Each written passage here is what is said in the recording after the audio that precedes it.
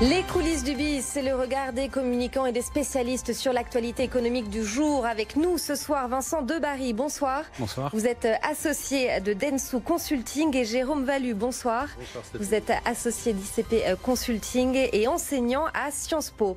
On commence, messieurs, avec Amazon qui vient de présenter ses dernières nouveautés. C'était il y a quelques heures depuis Seattle. Parmi elles, mise à jour de ses enceintes connectées Echo avec l'assistant vocal Alexa, des écouteurs sans fil, des lunettes et des bagues connectées. Jérôme Vallu, qu'est-ce qu'il faut retenir de cette keynote ? Justement, qu'on n'a parlé que de Alexa et de Echo. On n'a pas parlé de Prime, on aurait pu en parler avec Netflix, on aurait pu parler de plateformes d'e-commerce, etc. Non, on n'a parlé que de Echo et d'Alexa, sous deux angles. Un angle qui est le respect de la vie privée. Ça, c'était intéressant. C'était d'abord le début de la keynote. Et puis la deuxième partie, c'est finalement l'extension, la déclinaison de la gamme de leurs enceintes, en allant à des trucs très sophistiqués jusqu'à des choses pour les enfants, etc. Donc, c'est ça qui est intéressant. C'est que l'écosystème Alexa est en train de prendre de l'ampleur.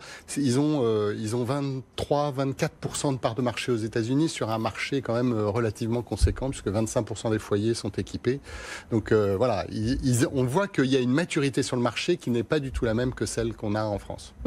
Vincent Debarry, comment expliquer que la keynote d'Amazon ait moins d'écho, moins de portée par rapport à celle d'Apple? On en parle quand même moins là. On est quand même dans un exercice assez convenu, qui a été initié, le genre a été initié par Apple, donc c'est un peu normal d'une certaine façon qu'il garde ce leadership. Après, objectivement, encore une fois, on nous présente des produits, je ne veux pas du tout en minorer la qualité de l'innovation, mais ça reste une énième version de ces outils finalement qui envahissent notre quotidien, on le voit bien. Oui, mais il n'empêche, quand Apple sort un nouvel iPhone ou un nouveau produit, ça fait la une, on en parle, etc. Amazon, j'ai l'impression que ça a quand même moins de portée. Alors, on peut peut-être le regretter parce que ce qui fait la force d'Amazon, je trouve, c'est justement cette interface et cette faculté qu'ils ont à nous rendre les choses faciles dans la vie quotidienne et dans l'achat des business, quoi. Jérôme Vallu. En fait, quand on regarde les deux, ce qui est très énervant dans celle d'Apple, c'est que tout est amazing. Alors que là, on nous présente des produits qui finalement sont extrêmement fonctionnels et dont l'expérience vécue est vraiment assez fantastique. Alors Amazon qui accélère aussi dans la santé en lançant Amazon Care, application de télémédecine pour l'instant réservée à ses employés américains. C'est probablement qu'un début, Jérôme Vallu, là. Oui, sans doute. Et d'ailleurs, tous les grands GAFA qui ont plein de data sur la santé sont là-dessus, que ce soit Apple, Google et Amazon. Je pense que ce qui est intéressant, c'est que commencer par les collaborateurs et faire une démonstration progressive de leur capacité est vraiment une approche, je trouve, de test and learn que les autres ne montrent pas. Moi, je trouve ça vraiment intéressant. Vincent Debarry, c'est une bonne stratégie ? Je suis assez d'accord. On est en plus sur un domaine sur lequel, encore une fois, Apple a un peu un temps d'avance avec l'Apple Watch qui mesure les battements cardiaques. On sent qu'il y a une forme d'avance, mais c'est effectivement intéressant de démarrer dans ce sens. Après, je pense que ça veut aussi signifier que rien ne résiste à Amazon et que finalement, ils peuvent aller dans tous les domaines possibles. C'était ma prochaine question. Jusqu'où ira Amazon ?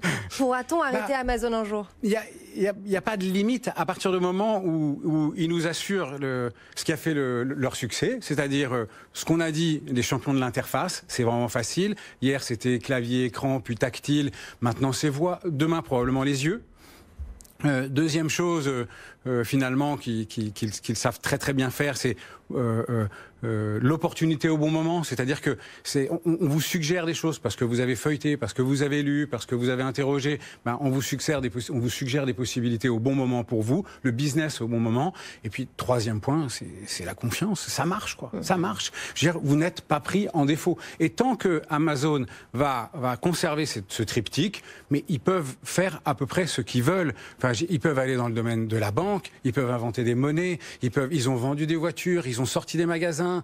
Rien ne pourra aller à l'encontre de leur expérimentation et des services qu'ils vont nous rendre. Jérôme Valu, d'accord? Et puis ils ont un client captif incroyable, parce qu'aujourd'hui, les gens qui cherchent quelque chose vont moins sur Google, aux États-Unis, moins sur Google que sur Amazon. Donc en fait, leur plateforme, ils l'ont, hein, c'est-à-dire cet endroit où on peut proposer, ils l'ont, et la rétention qu'ils ont avec leur public, ils vont même jusqu'à vous proposer gratuitement des vidéos. Hein. Ouais. Prime, c'est quand même le moyen de garder ses clients. C'est vrai. Allez, après Amazon, on va parler de WeWork, le spécialiste de la location d'espaces de coworking. Après un précédent report, l'entreprise a déposé aujourd'hui auprès du gendarme américain des marchés financiers les documents détaillant son projet d'entrée à la bourse de New York.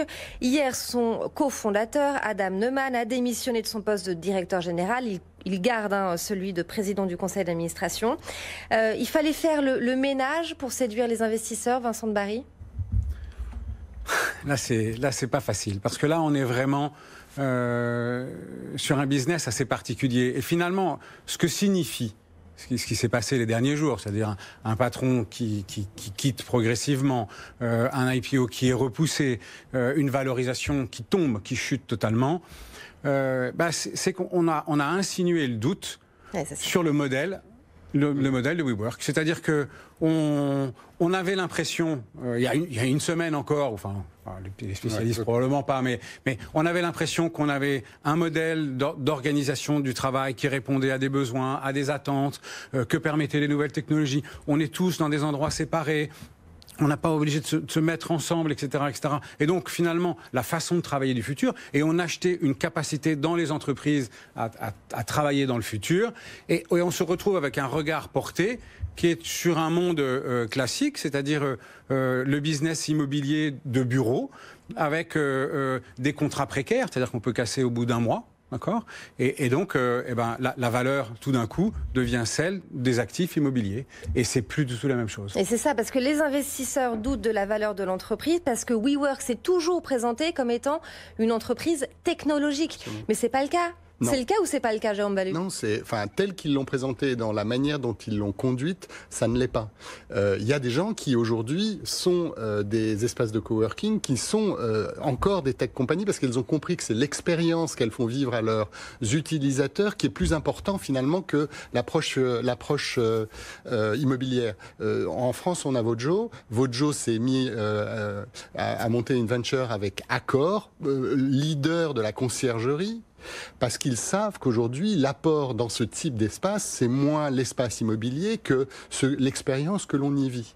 Et je pense qu'aujourd'hui, cette vision mondiale, intermondialiste de WeWork est très métropolitaine. Hein. Je veux dire, en France, ils sont à Paris, en Italie, ils sont à Milan, et aux Pays-Bas, ils sont à Amsterdam.